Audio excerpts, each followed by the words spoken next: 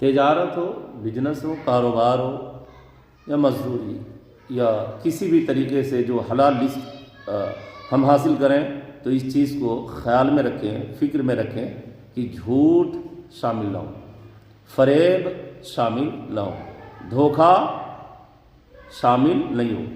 تب تو اللہ رب العزت اس رزق میں، اس پیسے میں، اس روپیے میں بے پناہ برکتیں عطا فرمائے گا۔ اگر آپ جھوٹ شامل کر لیا نا،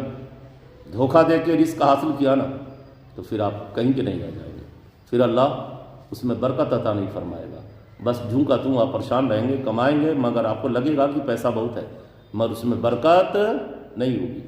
اسی لیے ضروری ہے کسی کو نہیں دھوکہ دینا، نہ جھوٹ بولنا،